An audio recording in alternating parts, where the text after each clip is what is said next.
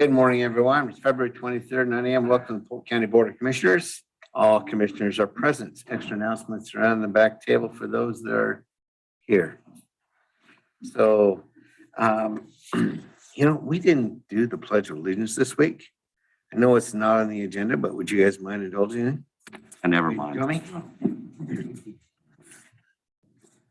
I pledge allegiance to the flag of the United States of America and to the republic for which it stands, one nation, under God, indivisible, with liberty and justice for all. Thank you. Good job. I always feel it's appropriate, especially when we got saber rattling going on around the world. Absolutely. Yes. So next up, link for comments not on this agenda. Hearing none. Approval for agenda, please. So moved. And second. All those in favor, please say aye. Aye. Aye. Motion passes. Approval of minutes for February 15th and the 16th. So moved. Second. All those in favor, please say aye. Aye. Aye. Motion passes. And approval of consent calendar. So moved. Second. All those in favor, please say aye. Aye. Aye. Motion passes. Next up, Department Head, Jody Merrick, Community Corrections. Good morning.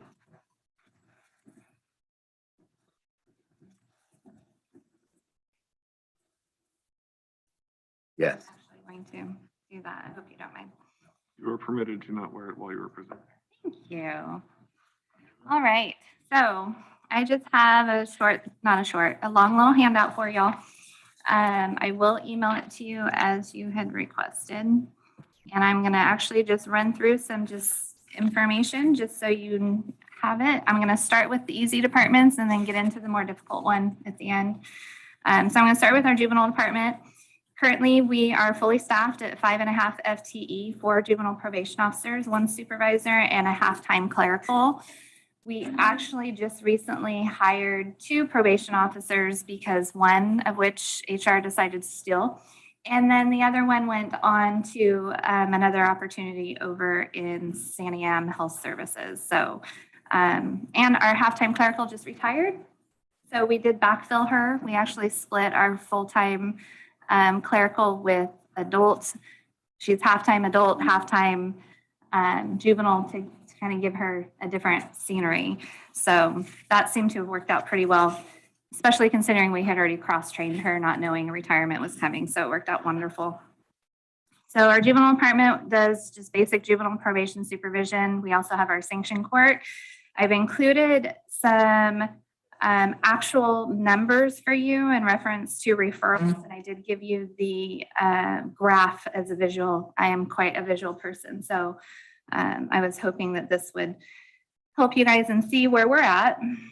As you can see, the biggest impact was the 2020-2021 fiscal year, which was the height of COVID. As you can see, from 1920 to 2021, our referrals were half. Obviously, the kids were not in school. The kiddos, as well as the rest of the world, were hunkered down in their houses. So not a lot was happening then. Moving forward, we're actually estimating that we're going to bump back up somewhat. We are actually seeing quite a bit. We're diverting quite a bit to our sanction court. A lot of those are just truancy issues, as well as minor school issues. But we do have some. If you look over at our OIA commitments for 2021, we're at 12. And considering there wasn't a lot going on because of COVID during that year, this is more of a concerning number for me, because that just shows that what we were dealing with were pretty major law violations.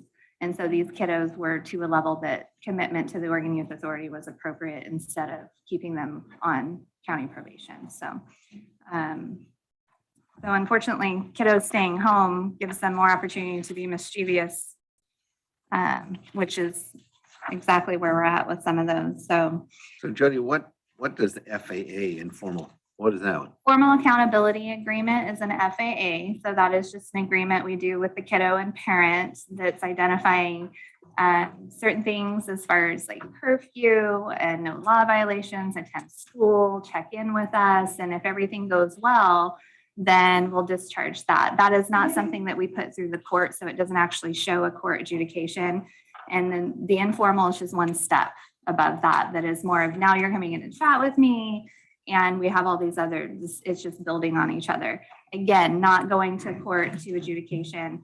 Our ultimate goal is really to do some education, some treatment. That's why we utilize the sanction court greatly as well, is because we refer them to treatment. So that's a lot of the possessions and tobacco, alcohol that we get.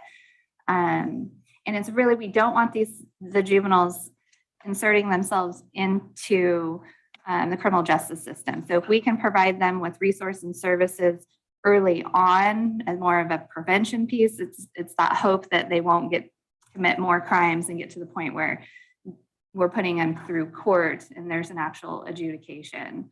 And then hopefully that will divert them for adult activity as well. So, and a lot of that too, we provide a lot of support and resources for families.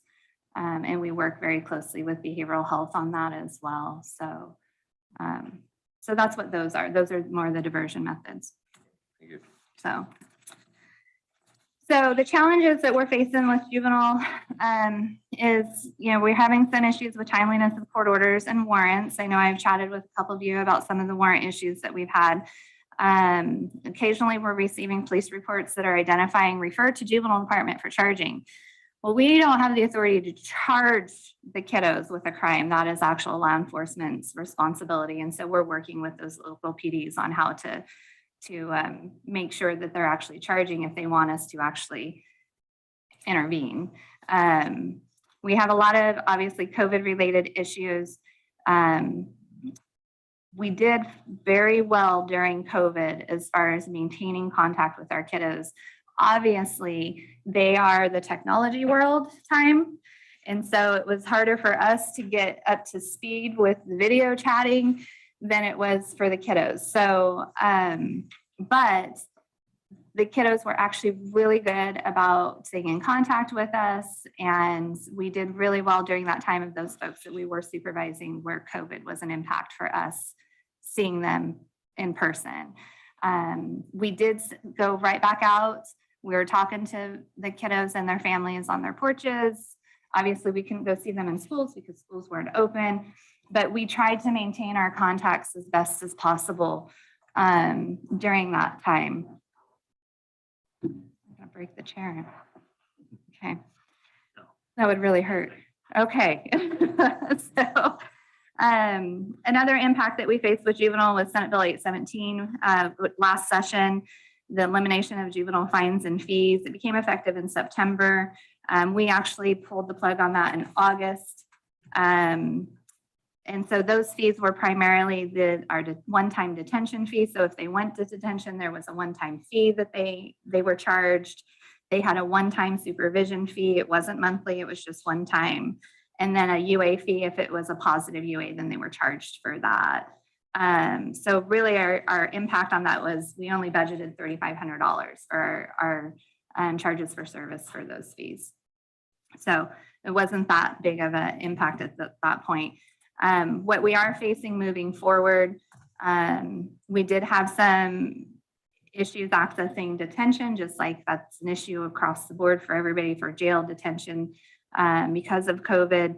Yamhill detention is making adjustments to their fees for us. So we are looking at an increase in our contract with Yamhill Juvenile Detention in the next biennium and moving forward. So, and Greg and I have worked on that together. Any questions about juvenile? Okay.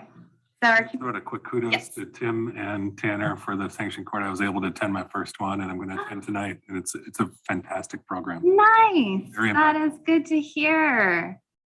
Yes, Tim and Tanner are our two newest. And so Tanner, we actually stole from,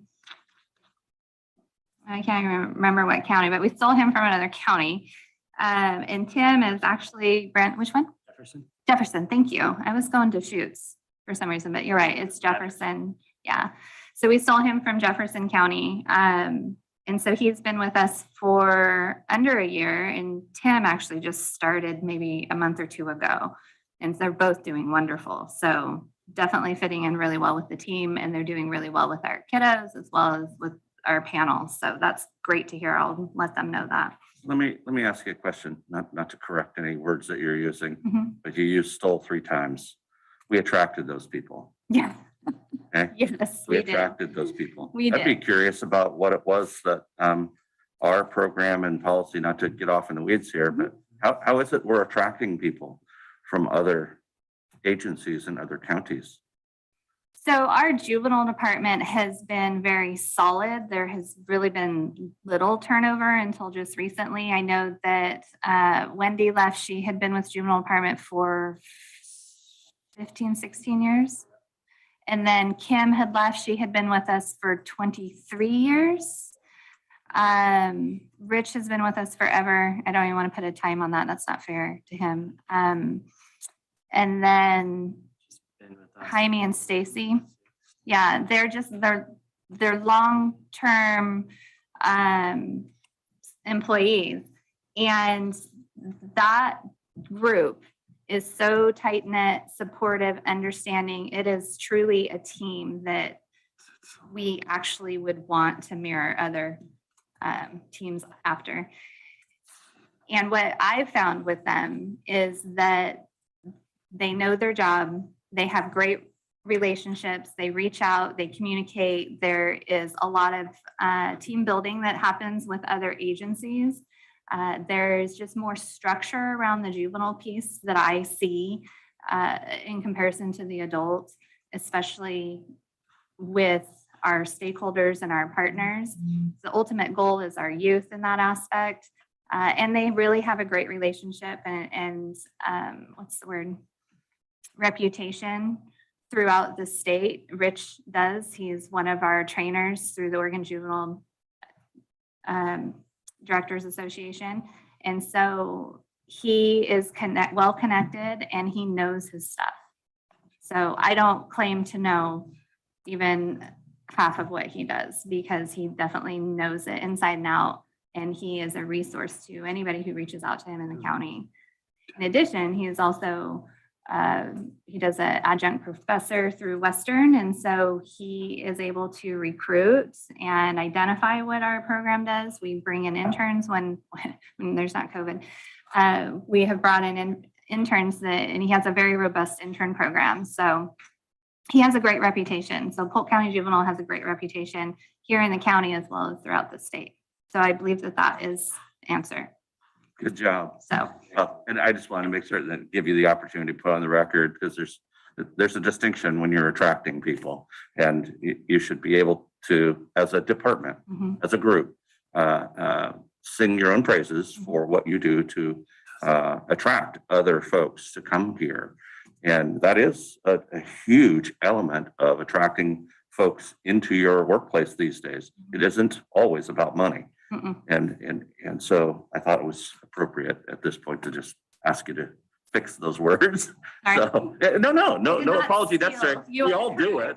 Yeah, we all do it, but and we say it going the other way too, but clearly it's always there's something that attracts people to certain kinds of jobs and every time we can talk about workplace culture and the teamwork and how set aside policy, just the culture internally, that's important because I think it's one of the things that we aren't able to focus on much because it's not very tangible. It's hard to really put a value on. Yeah. Yes. And the juvenile department's culture and relationship is their family. I mean, I believe that in any office that you work in, that we're a family, maybe dysfunctional at times. We may not agree with each other at times, but we spend more time at work with our work family than we truly do outside of work.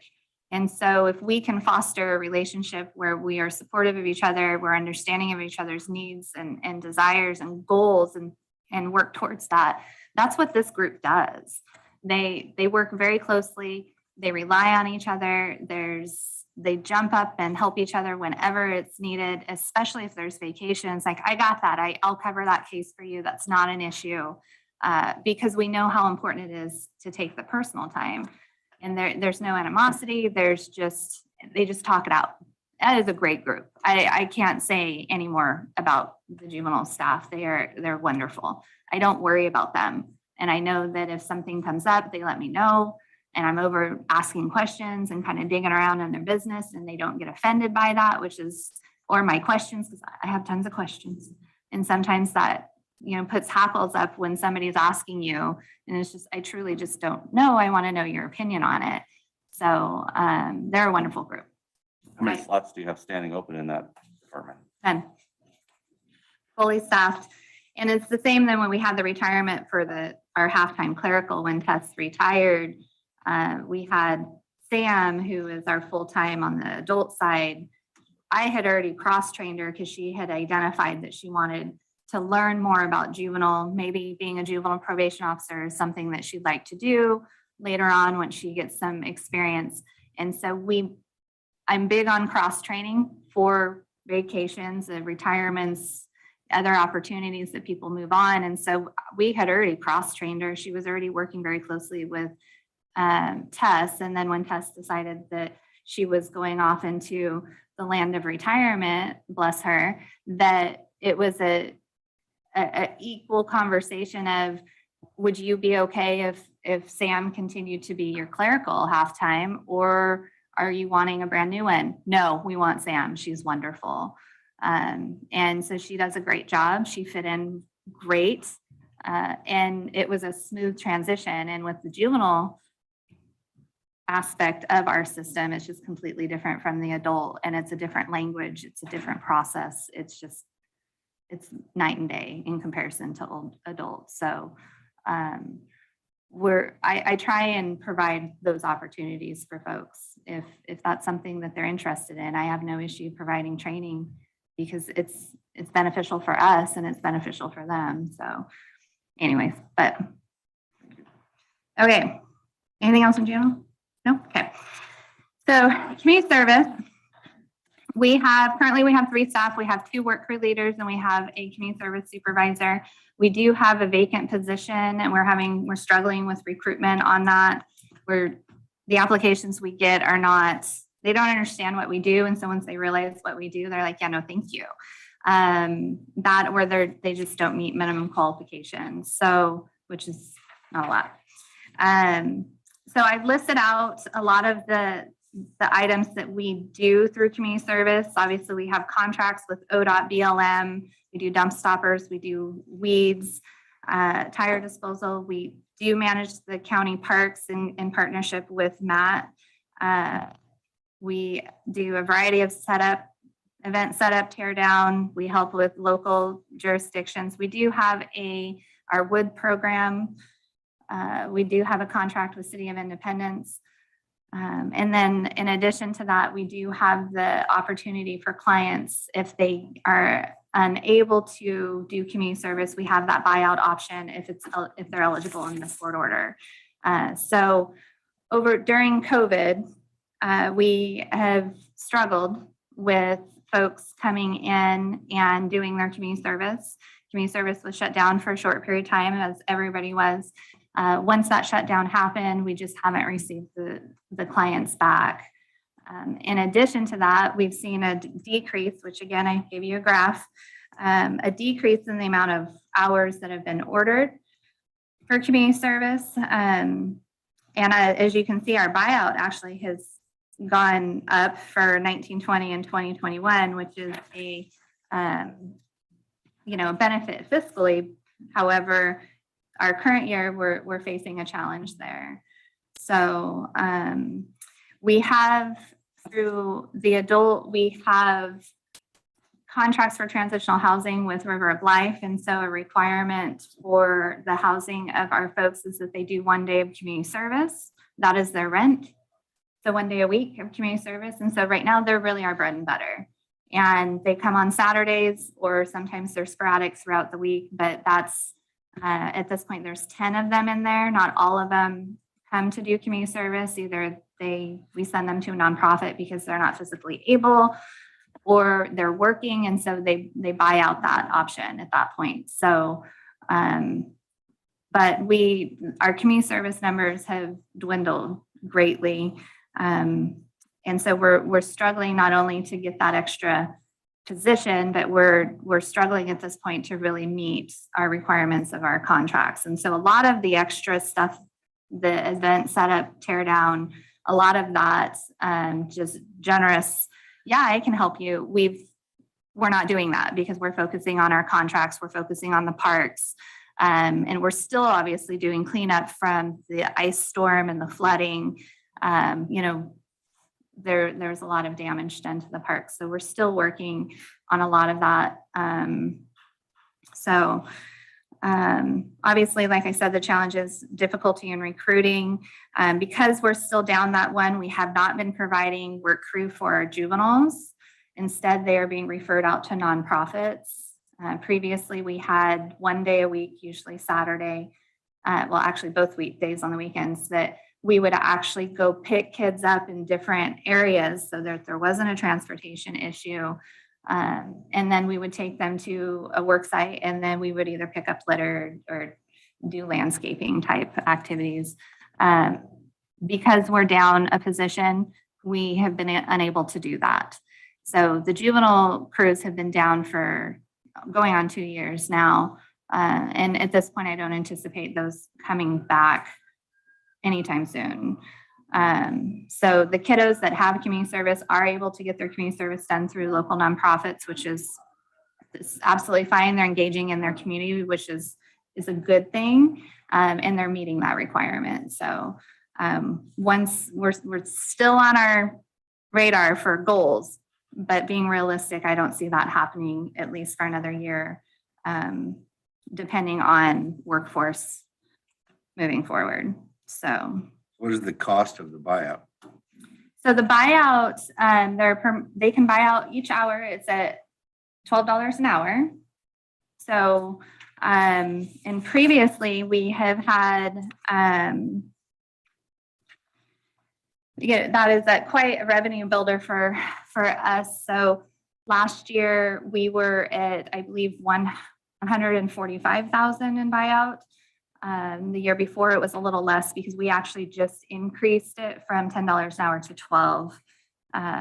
So at this point, because there's been a decrease in the number of hours that have been ordered or that they're actually able to do or buying out, my projection is that we're going to be about the 100,000 range. And so there's going to be a budgetary impact there of about 40,000. So we've tried a variety of things to increase the reporting for community service. We've actually sent letters and emails to all of the individuals that we have in our system that are still owing, and that did generate a lot of response. And the POs are constantly getting with the clients as well. Just sometimes there's difficulty with those higher risk individuals that showing up for community service is not a number one priority. And so we're doing the best we can and trying to encourage them to get that stuff done. So Just curious what the follow-up sanction is for folks who don't show up for it or complete it. So what we normally do is our focus for all the conditions primarily is we want to look at livability issues, and we want to focus on addiction issues and mental health issues. Those are our really key priorities, and those are our evidence-based priorities. And so once we're get them somewhat stable and functioning, we introduce community service. Just do 1 day a week. Or, hey, we can do this. Oh, you're not medically able. Get me a doctor's note. We can send you to a nonprofit. And, so we really try and work with them. It's a constant reminder. If it comes to the point where we do not put them in jail if they're doing community service, jail is not really an option at this point, and that's inappropriate based off of that. So it's a lot of nudging, it's a lot of conversation, it's a lot of working with them on their schedules, it's a lot of troubleshooting, and we do use community service as a sanction. So if drug use, for example, and we've continued to address that, you're not getting in treatment, it's like, okay, well, I need you to do this, and then we'll move forward. Or a variety of other violations. So those work. the sanction piece of community service. It's just that initial court order to community service that sometimes we struggle with because we're dealing with livability issues and we're dealing with addiction and mental health issues. The other thing too is there's times when we have individuals on work crew that are unsafe. And so we don't allow them to go back out. A lot of times we don't know that initially until they get out there. And we are on the side of the road, busy highways, picking up garbage. They are using a variety of power tools.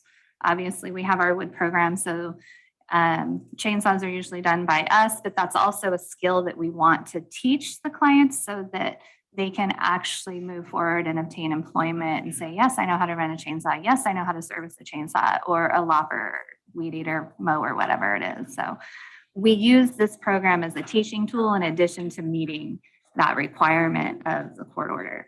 So, yeah. Any other questions about community service?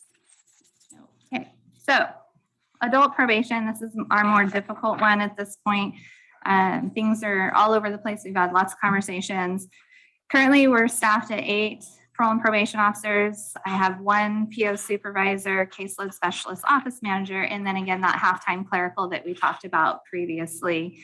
I'm recruiting for 1 parole and probation officer right now because we did just promote 1 into the supervisor position, so that left a vacancy. And then that half-time clerical by moving Sam over to juvenile. So we do need to fill that half-time clerical. So we're working on that. Currently, we're supervising 546 clients, 324 felonies, 220 are misdemeanors. Our caseloads are general geographic, so that's really those burglaries, robberies, the drug crimes when we have them or had them, some harassment, some trespassing. Those are usually the geographic crimes. Domestic violence, sex offender caseload as well. We do have a small drug court caseload. We do have a mental health caseload that is in partnership with behavioral health for the FACT program. And then if we have our reduced supervision, so those are our low risk, higher functioning folks. We are exploring a female specific caseload, surprisingly, so we will see how that one rolls out. I'd asked that previously and I almost got attacked by staff of how crazy I am, but what we're finding is that females obviously have different needs and they have different challenges and barriers than men do. And so if we can try and tailor our tactics to them and we have one individual who specializes in that, and then we have a higher likelihood of success with them, especially when working with DHS, family, those type of situations. And so we're focusing on that. We're exploring that to try and see who might take that on. So, yeah. So again, I gave you a visual of our population. You can see it's just slowly declined. Obviously, this is COVID related, in addition to ballot measure 110 and the elimination of possession charges. In addition to the general probation work that we do also complete defendant assessment reports, the DAR reports that we've chatted about before. I just gave you a total number. This began in October of 2018. We received 134 referrals. I received one this morning. So, and 106 reports completed. And so I have had 1 probation officer assigned to that in addition to general caseload, and individuals who had a DAR completed either went to prison or were sentenced to probation. There was an enhanced supervision program attached to that was more dosage based in partnership with treatment. So we recently moved some stuff around. So I'm cross training because I enjoy doing that. So I have 2 or 3 other POs now able to do the defendant assessment reports in case sometimes we get 4 or 5 in one swoop, and sometimes we don't, we get one in like 2 months time. So it's always nice to be able to spread those out if we're really kind of dumped on. So how long does it take to complete? A defendant assessment report takes, the assessment in general takes a minimum of an hour to an hour and a half. And then the research attached to the report can go anywhere for another hour or more. I think that on average, I've tried to time this, on average, we're looking at 2 hours to 2.5 hours, but based off of the background of the individual and the criminal history and the information we have to put in the report, it could go up to 4 to 6 hours. So it is time consuming. So. So on your graph here, Mhm. in current 2022, is that current January or is that current from October? Current as of yesterday. That is what No, we're no. supervising When did as it of start? yesterday. When does that graph start for 2022? This is, our numbers for these is just ongoing. So this is a snapshot day and Oh, time. I got you. Okay. So.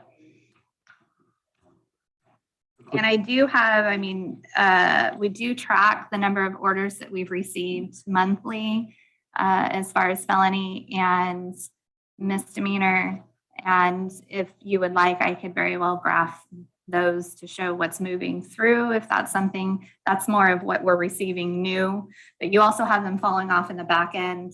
And then you also have your prison releases, which that's why this is just a snapshot in time. Thank you. So.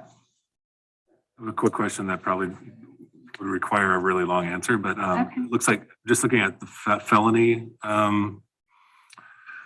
trends, it looks like it was going down from 28 to, so pre-COVID it was going down, but I understand that misdemeanors would be reduced due to 110. How do you explain the reduction in felony supervision? If this requires a long conference meeting, we don't need to address it here, but So that's not a question that I feel I can answer Yeah. because I am not the one arresting them. I'm not the one prosecuting them or putting or convicting them. I just get right. the completed product. So do we say that violent crime has reduced? That is, That'd be the most remarkable, wonderful. it would be. However, you also have to factor in COVID, and you need to factor in law enforcement's response, DA's filing of responses. So that is a bigger question that I don't have the answer to. That's what I figured. So, It's yeah, okay. Just curious. and as far as prosecution piece of that, I mean, there's a lot involved in that, whether or not they have adequate information in order to actually file charges and prosecute. I mean, there's a variety of factors involved. So that's more, I believe that's the DA, more of a DA question and law enforcement question as far as what's happening in the community. So, sorry, I can't It'd be answer that helpful question. to Mayor of Falls City, we got a report from the sheriff's office showing number of criminals. Breaking that out. It'd be nice to ask that for the sheriff for this body too, to see the full county numbers over time. Thank you. Yeah. And I believe there was conversation at one meeting about being provided, folks actually identifying what their arrests are and then conviction or filing and then conviction so that we could see those trends. I believe that was a conversation at our last lipstick. Yes. So I did include our recidivism data here because, well, I'm quite proud of it. So for our post-prison supervision, we're at 24%. The state's at 38.5%. Probation's at 29.7% and the state's at 33.9%. So that shows that we're doing something, something positive.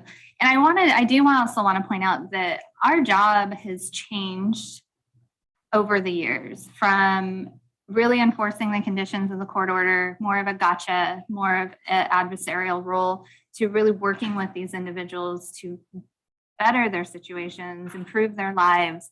We're looking at livability issues. We're focusing on treatment. We have those partnerships in place. And so our focus is for them not to return to the system. Now, they have their own choices, but by golly, we're going to do everything we can to intervene, whether that's with homework, because we do give out homework. We do case planning with them. We work closely, like I said, with behavioral health.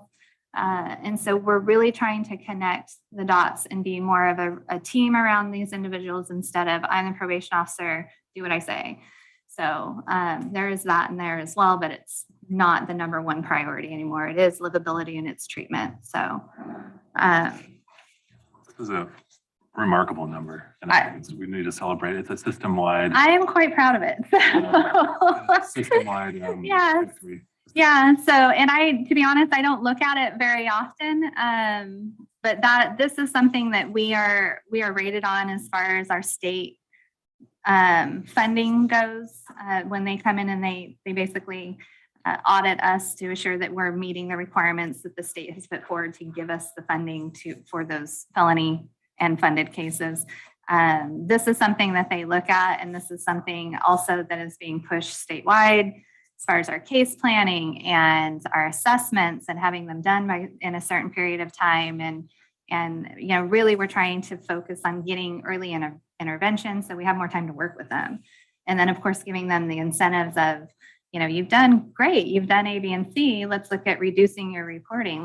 And slowly reintegrating them back into their own decision-making without constantly reporting back to us, which is what they would have to do once they're off supervision anyway. So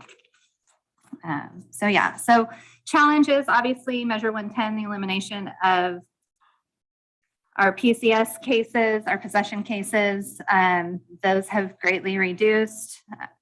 And ultimately, that also reduces our funded caseload. Senate Bill 620, which was the elimination of supervision fees, that was last session as well. So that lost revenue for us is approximately $175,000. That's what we have budgeted previously.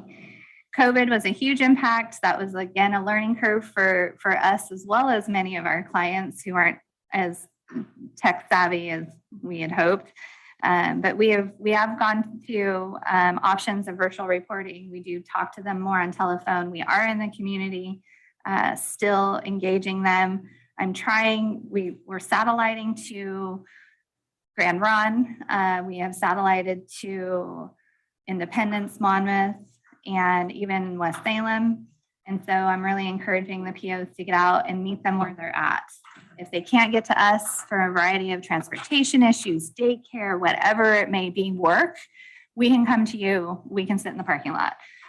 We can meet in the Walgreens parking lot. We've done that too. So we're really trying to get out into the community and also try and get to a place where we can still engage them. They can still be compliant and we can still provide them services.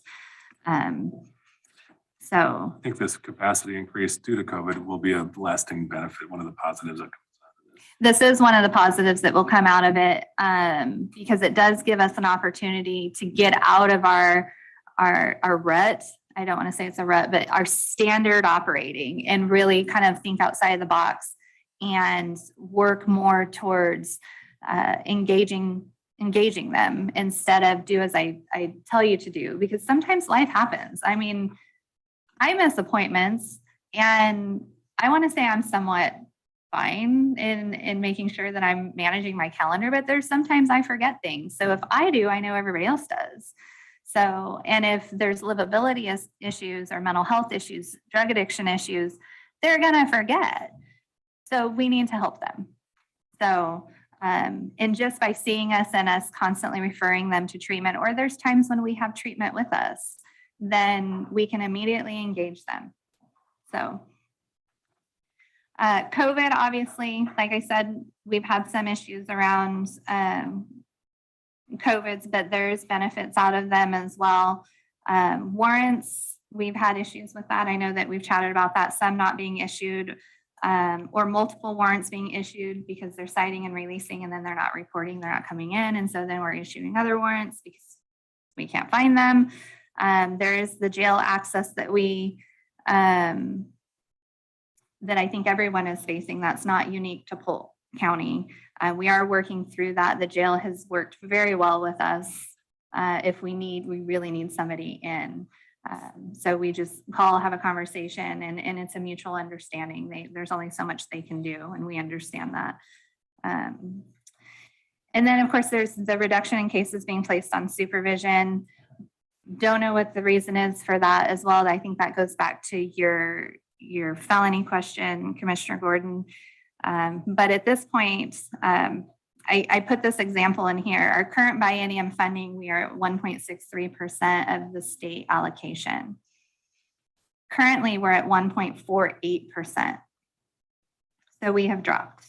In addition to that, we are not unique in the drop of funded population throughout the state. So the entire state's population has dropped, which then means come legislation biennium for funding for next biennium, our overall per capita rate has dropped, which means the pot of money is smaller. And then on top of that, our allocation is smaller. So we are looking at the next biennium, a reduction. Don't know what that's going to be. We don't know if there's going to be a fix or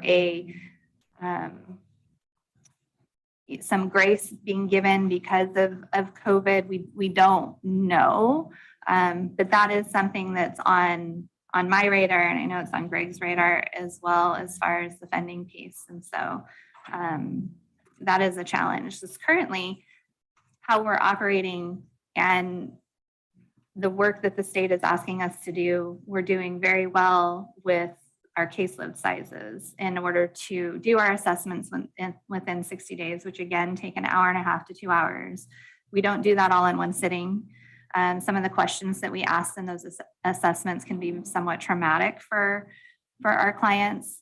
And we're asking them to relive some situations that we need to stop and come back to and redirect. And there's a lot of counseling and involved in that.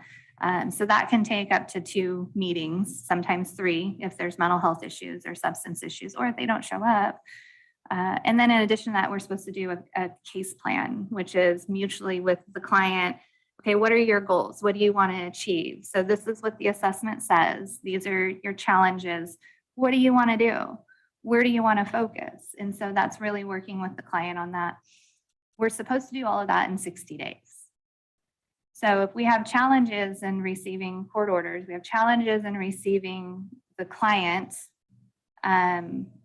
in a reasonable amount of time. If we're chasing them or we can't get them into the office, we can't find them, that 60 days gets smaller and smaller. And so it's a challenge there. The smaller caseloads that we have, which right now we're in the 45 to 50 range, we're able to actually do that. And that is ideal. However, if there's a reduction in funding, you gotta weigh the two. So that's something that I'm keeping in mind. I'm trying to troubleshoot with that. I'm trying to come up with other options. I know Matt and I have chatted about different options that could possibly help me with that. So it is on my mind. I just want to be sure y'all know that. And that's something that I'm trying to mitigate. So I'm trying to be creative and thinking outside the box because that's where we're at now. So anyway, so current legislation, we have Senate Bill 1510, which is a regurgitation of 2002 from last session. This will eliminate our general condition, not use or possess illicit substances. In addition, it will also modify our other general condition number 6, not change employment without prior permission, and it adds a rule writing on reporting requirements for clients. So I think that the biggest concern is the general condition number 2, the not use or possess. However, that could be something that's added as a special condition. We still have the condition that they are required to submit to drug testing. So that doesn't change. They're just pulling this one out since Measure 110 has come into play. So, and then our other barrier that we're trying to mitigate at this point is that we're just not receiving court orders.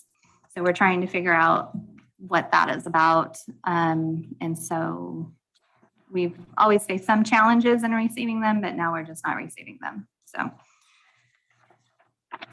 yeah, that is what I have for you. A lot going on in our world. Any questions? You're shaking your head.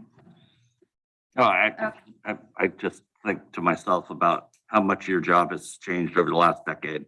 Mhm. I mean, I don't even need to know all the details of that clearly, but I can certainly see that you've had to learned to lean into legislative issues a lot more than you did when you started your career. I'm confident of that, as I think all of us have had to.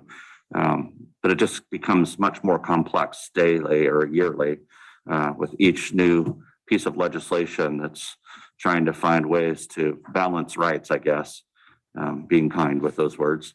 But, you know, again, we see, I think we see a slippage of accountability on some of these things. And clearly our numbers at the beginning of this show that we are slipping in that regard, because I don't necessarily believe it's because our crimes have gone down that dramatically.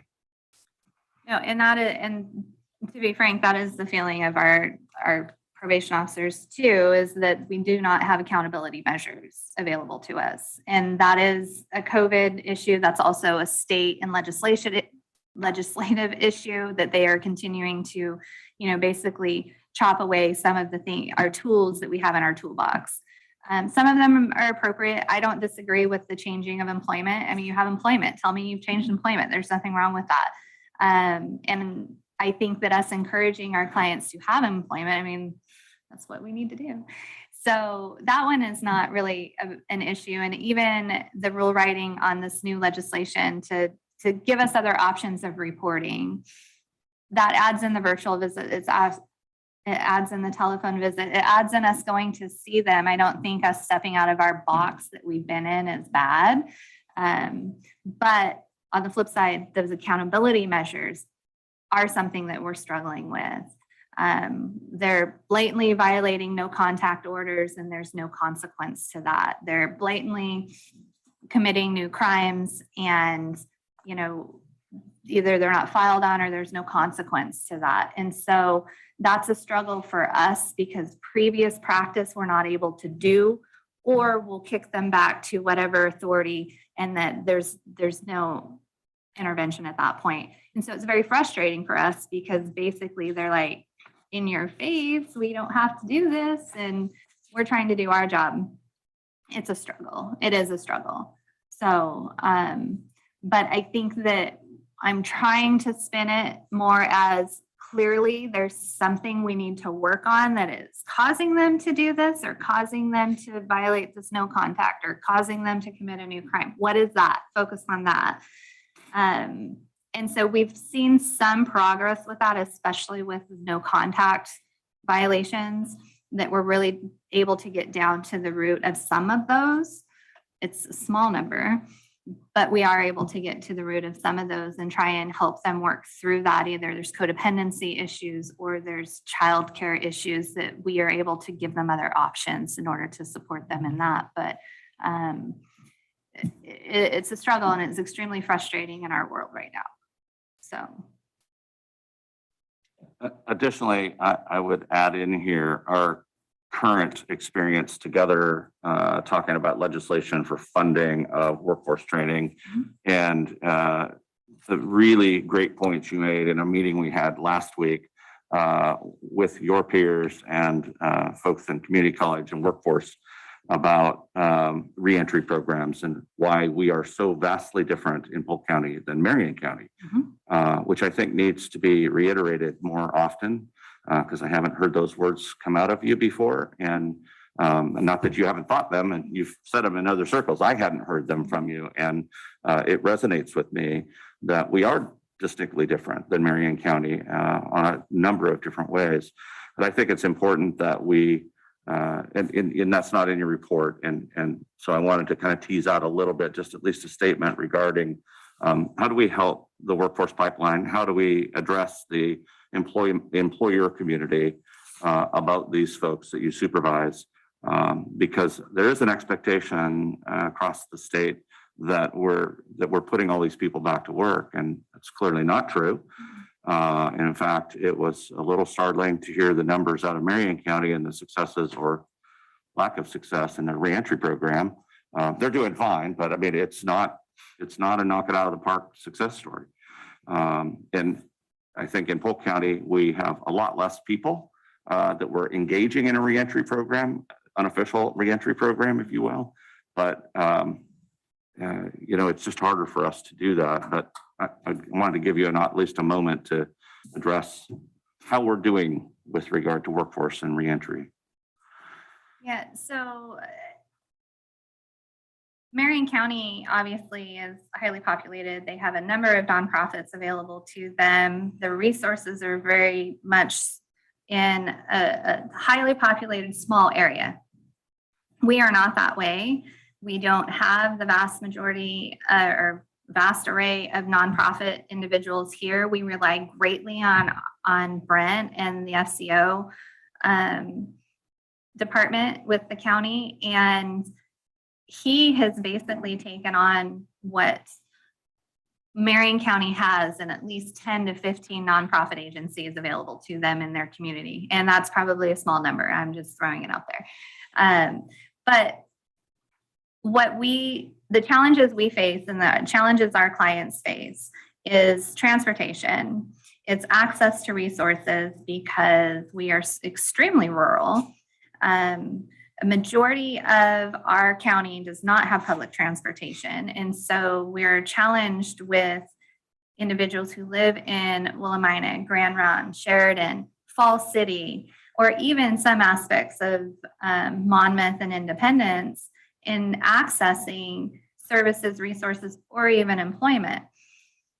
We also have livability issues. So if they can't get employment, then obviously household income is somewhat lower than they would be if they're able to live in a populated area like West Salem and they can walk to work, but they can't do that here. So a great deal of challenges that our clients face obviously is the transportation. The employment piece, if they're here in Dallas, we have quite a few clients that get employment very quickly and they're able to maintain employment. It's those that are on the outlying aspects that we don't have. So in a workforce development, if that's what it's necessary, it is necessary. Ideally, it would be great coming out of prison if they could have GED handled. We do have struggles here in our community in getting the individuals through a GED program again because of how rural we are. And the funding piece, we try and help with that as well. But we also struggle with a navigator piece in order to help the employers. I would love to reach out and have a relationship with employers. However, I don't have the time, the resources, or the expertise really to know what it is that we need to do in that aspect. Ideally, it would be great if they could come out and we have somebody there, a peer, a mentor that has contacts with somebody who has resources. We use WorkSource quite a bit and they work really well for us.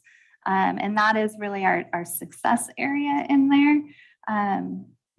But it's the rest of the county that we struggle with. So having somebody here that can actually assist in transportation or financial pieces to help them with transportation, somebody who can interact with the employer to be that resource and that interpreter, I guess, between the client and the employer, a support for the employer that, yes, he's going to show up to work. Oh, he didn't show up to work? Well, let me go get him. It's those types of partnerships that I think that we need, that everybody needs in order for employers to be comfortable in hiring this clientele. Having that added support, knowing that probation is there to support as well, knowing that we're all working together and it's just not, here you go, and I'm off. And I know that you had brought that up as a concern, and it is a concern. But there needs to be a partnership. There needs to be some way to assure transportation issues, to assure clothing, showers. Showers is something that we run into as well. Time management, phones, we run into that as well. We get phones for our clients quite often. We pay for minutes if they run out of minutes, just so that they have access to the services, because everything is technology based now. Keep a job without a phone. You can't keep a job. You can't apply for a job without some access to an internet or email where you're getting a response or they're calling you. And primarily employers are communicating by email. Some are even communicating by text. which is, I find that a little odd, but an email or a phone call, maybe I'm old school, but that I'm okay with. But you can't even apply at McDonald's or Taco Bell without having a phone. And sometimes that's somebody's only connection to the internet. right. They don't have Wi-Fi at home or whatever. Right. And if they don't Younger have, generation doesn't use emails much, so they're not used to checking it. yeah, that is true. Yeah. So, I mean, there's a variety of factors involved with, whether or not our clientele can access and maintain adequate employment. But the other issue is wages. That's an issue in inflation right now. The wages aren't quite meeting that. Gas prices, right? Steady address. Steady address. Yes. If they are, couch surfing or they're not stable, if you're not stable in your livability environment, the likelihood that you're stable in an employment environment is much less. And obviously if there's substance issues or there's addiction issues, or you have a probation officer saying, come see me in the middle of the day, I don't care if you're working. Yeah, that's not going to work either. So back to what you were saying, Commissioner Pope, but we have a great deal of challenges here in Polk County. And a lot of those meetings I get quite frustrated with because the majority of the funding and majority of the services are directed towards Marion County. And the conversation of how those can be directed to Polk County is a different conversation. It is more nuanced and it's more challenging. And those conversations aren't being had with us and trying to figure out how to provide services to our community with these dollars and resources that are being provided for Polk and Marion County. So it's an ongoing conversation that I have. That was the first time you've actually heard me come out and say that, but it's said quite often in those groups, in a variety of those groups, because we face that as well with a lot of our CCO conversations, that there's all these resources available for parents and families in Marion County. Why are they not over here? What do we do to get them over here? What do we do to stabilize them here, to provide the transportation here, to service our community? Because our community is important too, if not more important, because we face more challenges. We need more assistance. We need more ideas. We need more people willing to put their feet on the ground and to actually work for our community. And that's what I'm trying to do. That's what you're trying to do. That's what we're all trying to do. So, but it is a challenge. And I feel at times it falls on deaf ears. I felt it fell on deaf ears in that meeting. I have not heard anything back because there was supposed to be a side conversation around how we could service our community based with this funding. I have heard nothing. So to me, I feel like we're swept under the rug. So then we turn into the squeaky wheel. So that's my next one. So I will continue to advocate for us, and which is also why I'm continuing to go out to our communities and making sure that our services are available. And we're working with behavioral health to get their services available with us in some of those more odd places that they may not be comfortable going to. So at least they have support. So we're working on it. That workforce element is so important. And with, I think HB 4123 is going to pass the city county homelessness coordinated office. Okay. That'll bring some capacity here to work in rural areas, non-Salem areas in Polk County around housing and homelessness. And I hope your office will engage in that effort. And like Commissioner Pope said, that these workforce and reentry issues will be key to stabilizing people in housing. You can't have one without the other. Yeah. So it's also one way to advocate for Polk County, these geographically challenged or remote areas that just have suffer from a lack of services. And Absolutely. so, And I believe our last point in time count was for Polk County was, well undercounted. oh my goodness. It's an intentionally flawed methodology to begin with. Yes, it is. And that it's disheartening because that's not a true representation of the challenges that we have. So, so we're working on it. There's two of the biggest things I see, and one thing I hate, the fact that you're not getting court orders on a timely matter. That should come from the court when that judgment's passed. or when they're released, you should have that a day in advance. You can be here to meet that person and take him back to your office. And that's literally just communication. I think this meeting that we're going to be convening in the near future, we can address those. And I hope we can have open, honest, and frank with all departments. But I think all of you guys need to be calling directly. Emails do not solve an issue. They create more questions. A conversation person to person or over a phone, and I prefer person to person myself.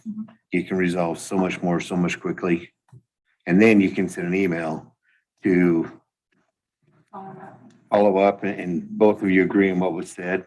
So now you can share with your staff, here's what we discussed, here's how we're going to do it. And that's the kind of communication we're going to need. I just find it very frustrating with our public safety and our court systems right now with the challenges that we're facing.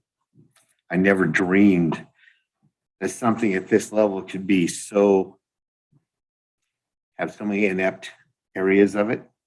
And it's all about communication.